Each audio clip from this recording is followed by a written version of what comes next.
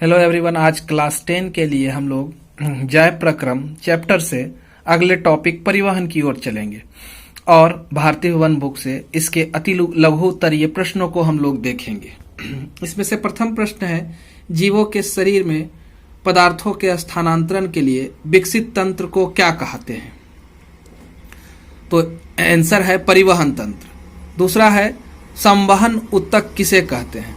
तो विकसित पौधों में जल एवं खाद्य पदार्थों के परिवहन के लिए विशिष्ट उत्तक को ही संवहन उत्तक कहते हैं। इसमें दो आते हैं, जाइलम और फ्लोएम, जो जटिल उत्तक की श्रेणी में है। प्रश्न संख्या 3 को देखें, चालनी नलिकाएं कहाँ पाई जाती है? तो चालनी नलिकाएं जो होती है फ्लोएम में पाई जाती है, परिवहन में मदद करती है। वाष्पोत्सर्जन किसे कहते हैं? पौधे में वायवीय भाग से जल का रंध्रों के द्वारा वाष्प के रूप में बाहर निष्कासन ही वाष्पोत्सर्जन कहलाता है। इसके द्वारा पौधे अपने आप को वातावरण की गर्मी से बचाते हैं। स्थानांतरण क्या है? पौधे में जल, खनिज, लवण और खाद्य पदार्थों का बहुत ऊंचाई तक संचलन ही स्थानांतरण कहलाता है। खाद्य पदार्थों का स्थानांतरण किस रूप में होता है? तो खाद्य पदार्थों का स्थानांतरण पौधे में जलीय घोल के रूप में होता है। खनिज लवण का अवशोषण किस रूप में होता है? खनिज लवण का अवशोषण आयन के रूप में पौधे में होता है। अगला प्रश्न है, खाद्य पदार्थों का स्थानांतरण क्यों जरूरी है? तो क्योंकि पौधे के प्रत्येक भाग में खाद्य पदार्थों का निर्माण नहीं होता है, इस वजह से खाद्य पदार्थों का स्थानांतरण जरूरी है। चैनल को सब्सक्राइब करें जिससे कि आपको वीडियो के नोटिफिकेशन मिलते रहेंगे। साथ ही वीडियो को लाइक करें जो आपको पसंद आए।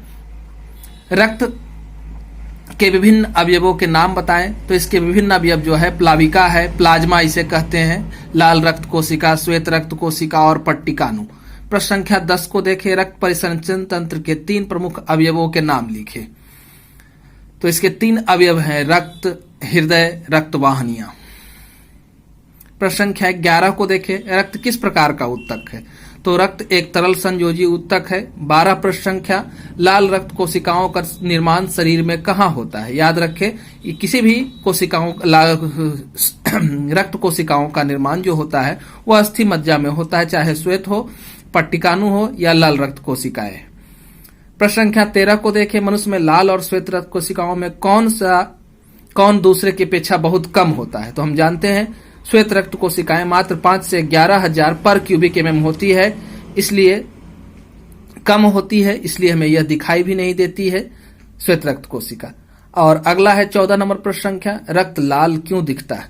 तो आरबीसी में लाल रक्त कोशिकाओं में एक रंजक उपस्थित होता है जिसे हीमोग्लोबिन कहते हैं। इसी की उपस्थिति के कारण लाल दिखाई देता है रक्त हमारा।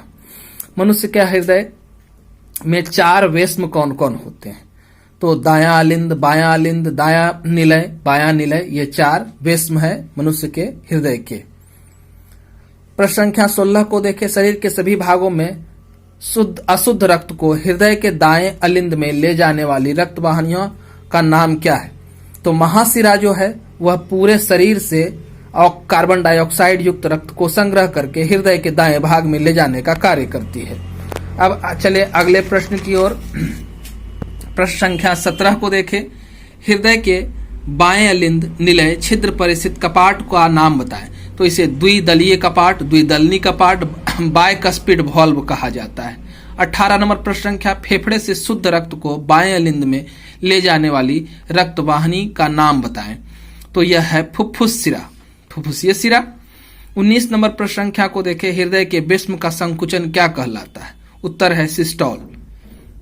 प्रश्न संख्या 20 को देखें, शरीर की ऐसी धमनी का नाम लिखें जिसमें विऑक्सीजनित रक्त प्रवाहित होता है। फुफ्फुसीय धमनी में कार्बन डाइऑक्साइड रक्त बहता है। यह हृदय से फेफड़े में शुद्ध होने के लिए जाता है। 21 प्रश्न संख्या को देखें, शरीर के ऐसे शिरा का नाम लिखें जिसमें ऑक्सीजनित रक्त प्रवाहित होता है। फुफ्फुसीय शिरा इसका उत्तर है। विभिन्न सिरिकाएं आपस में जुड़कर किस रक्तवाहिनी का निर्माण करती है? तो सिरिकाएं जो है आपस में जुड़कर शिरा का निर्माण करती है। प्रश्न संख्या 23 को देखें, एक कोशिकीय पौधे का नाम बताएं जिसमें परिवहन विसरण के द्वारा होता है। तो कई एक कुस्कीय पौधे ऐसे हैं जिसमें परिवहन विसरण के द्वारा होता है, जैसे युग्लिना है, शैवाल है, क्लेमाइडोमोनास है। तो ये सब में जो है शैवाल को आप लिखेंगे, है ना। 24 नंबर प्रश्न को देखें, पौधे में जल तथा खनिज पदार्थों के स्थानांतरण करने वाले उत्तक को क्या कहते हैं? संवहन उत्तक कहा जाता है। जाइलम एवं फ्लोएम इसमें आते हैं। अगला प्रश्न देखें, 25 प्रश्न संख्या, जल संवाहक उत्तक में पाए जाने वाली लंबी तथा बेलनाकार नलिकाएं क्या कहलाती है? इसे वाहिकाएं कहा जाता है।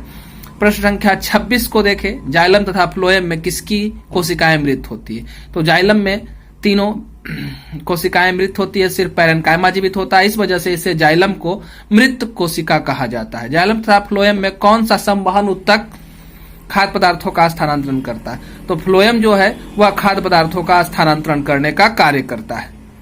प्रश्न संख्या 28 को देखें, पौधे में जल, खनिज, लवण और खाद्य पदार्थों के पौधे के शीर्ष भाग तक पहुंचाने की क्रिया क्या कहलाती है? इसे ट्रांसलोकेशन या स्थानांतरण कहा जाता है। प्रश्न संख्या 29 को देखें, रक्त या रुधिर किस प्रकार का उत्तक है? तो हम जानते हैं यह एक तरल संयोजी उत्तक है। प्रश्न संख्या 30 को देखें, दायां और बायां अलिंद एक दूसरे से किसकी रचना के द्वारा अलग होता है? तो इनके बीच में अंतरा अलिंद भित्ति, है ना, होती है जो इसे अलग करने का कार्य करती है। प्रश्न संख्या 31 को देखें, उस सिरा का नाम बताएं जिसमें शुद्ध या ऑक्सीजन जनित रक्त का प्रवाह होता है। यह है फुफ्फुसीय सिरा, है ना।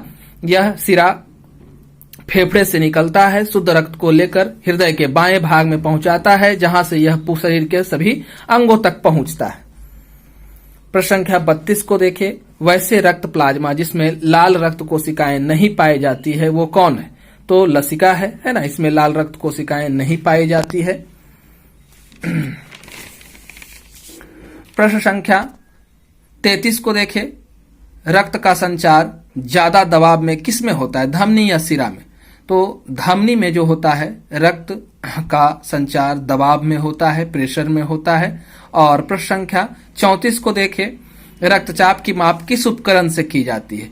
तो रक्तचाप को स्फैग्नोमैनोमीटर से मापा जाता है। यह पारे के स्तंभ पर कार्य करता है और इसके लिए हम लोग पट्टी हाथ में बांधते हैं और उसके द्वारा हम लोग रक्तचाप को मापते हैं, है ना। सामान्य रक्तचाप और फिर हाइपरटेंशन, सभी स्थितियों को देखा जाता है इसमें।